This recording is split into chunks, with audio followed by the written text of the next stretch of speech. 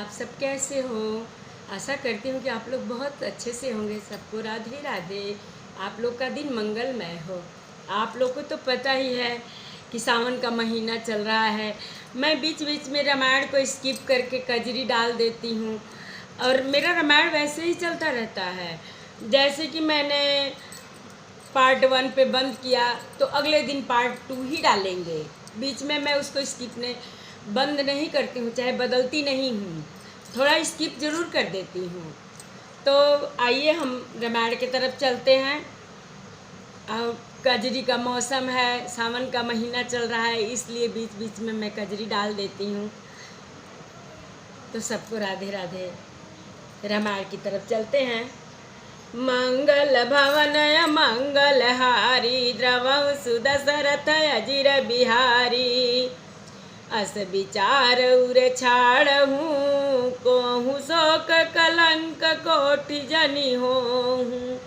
भरत ही अवसि देहि जुवराजु कानन काह राम कर काजू। हृदय में ऐसा विचार कर क्रोध छोड़ दो, शोक और कलंक की कोठी मत बनो। सखियां कैकेयी को समझा रही हैं, मत बनो, भरत को अवश्य युवराज पद दो। पर श्री रामचंद्र जी का वन में क्या काम? नाही न राम राज के भूखे, धर्म धुरे न विषय रस रूखे। गुरु गृह बसहु राम तज गेहूँ, नृप सनय सबर दूसर लेहूँ।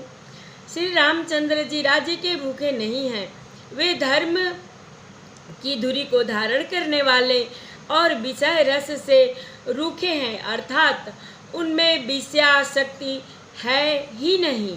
इसलिए तुम यह शंका न करो कि श्री राम जी बन न गए तो भरत के राज्य में विघ्न करेंगे। इतने पर भी न माने तो तुम राजा से दूसरा ऐसा यह वर ले लो कि श्री राम घर छोड़कर गुरु के घर रहें। जो नहीं लगियाँ कहें हमारे, नहीं लागई कछु हाथ तुम्हारे। जो परिहास किन कछु होई, तो कहीं प्रगट जनावहु सोई। जो तुम हमारे कहने पर न चलोगी तो तुम्हारे हाथ कुछ भी न लगेगा। यदि तुमने कुछ हंसी की हो तो उसे प्रगट में कहकर जना दो कि मैंने दिलगी की है। राम सरिस सुत कानन जोगु, काह कहीं सुन तुम कहूँ लोगु। उठहूँ बेग सोई करहूँ पाई, जय विधि शोक कलंक नसाई।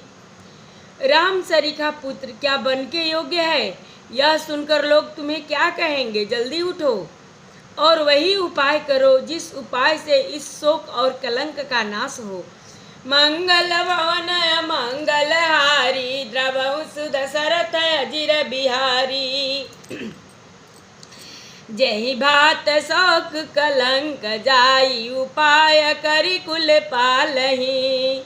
हटि फेरु राम ही जात बन, जनि बात दूसर चालहि। जिमि भानु बिनु दुनु प्राण, बिनु तनु चंद बिनु जिमि जामिनी।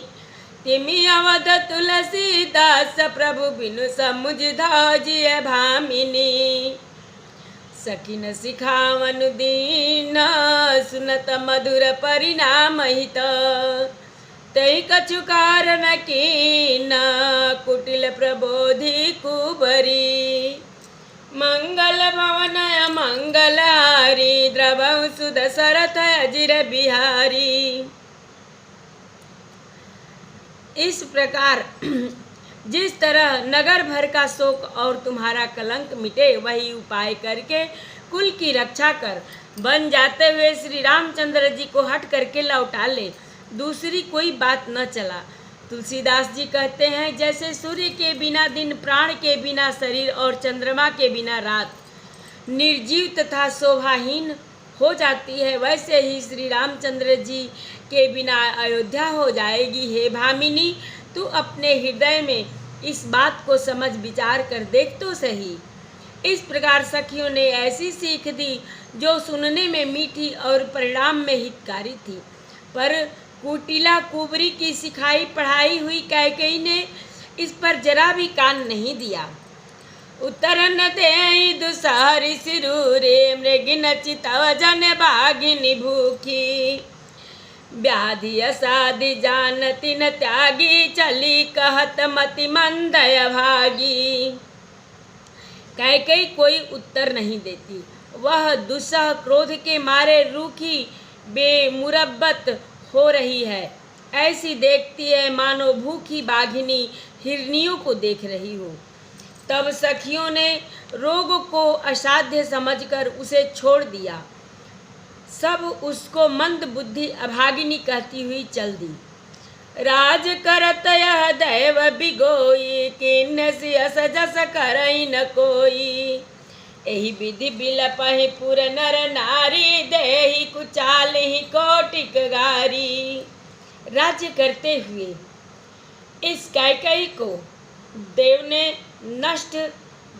नष्ट कर दिया। इसने जैसा कुछ किया वैसा कोई भी न करेगा। नगर के सब स्त्री पुरुष इस प्रकार विलाप कर रहे हैं और उस कुचाली कैकेयी को करोड़ों गालियां दे रहे हैं।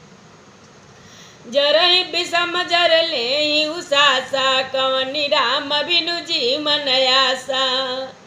विपुल वियोग प्रजाय कुलानी जन जल चरगन सुखत पानी।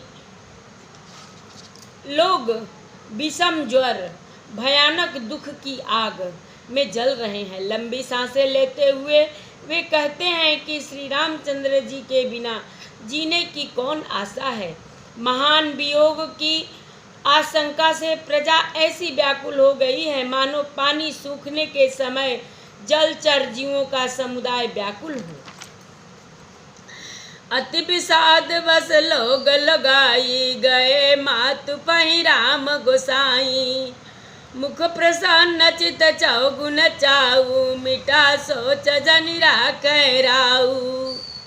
सभी पुरुष और स्त्रियां अत्यंत विषाद के बस हो गए रहे हैं।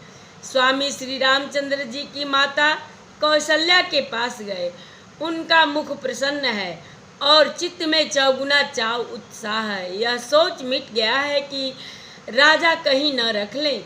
श्री रामचंद्र जी को राज तिलक की बात सुनकर विषाद हुआ।